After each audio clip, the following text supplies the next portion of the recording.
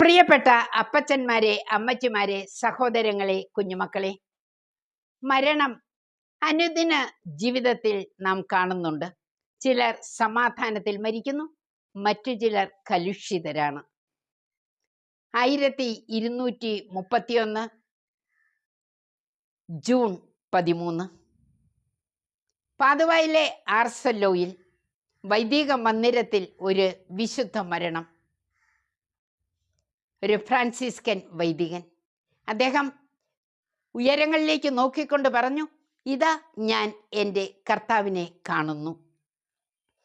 രോഗി ലേപനവുമായി എത്തിയ വൈദികനോട് പറഞ്ഞു, ഈ തൈലം എപ്പോഴും എൻ്റെ ഹൃദയത്തിലുണ്ട്, എങ്കിലും ഇതൊരു നല്ല കാര്യമാണ്.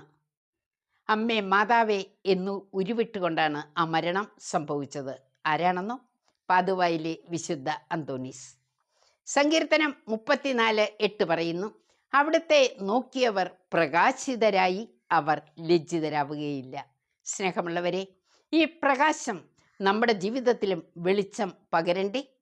നമുക്ക് പരിശ്രമിക്കണ്ടേ? പ്രാർത്ഥിക്കുന്നു. കർത്താവായ ദൈവമേ, ഞങ്ങളുടെ ജീവിതം അനേകർക്ക് പ്രകാശമായി മാറുവാൻ അങ്ങ് തന്നെ ഞങ്ങൾക്ക് അനുഗ്രഹം തരണമേ. അങ്ങയുടെ തിരുഹൃദയത്തിൽ ഞങ്ങളെ തന്നെ സമർപ്പിക്കുന്നു.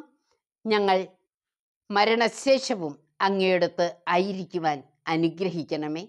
ഞങ്ങളെല്ലാവരും അങ്ങയുടെ സ്നേഹത്തിൽ വ്യാപരിക്കുവാൻ ഞങ്ങളോടൊപ്പം സഞ്ചരിക്കണമേ. നന്ദി.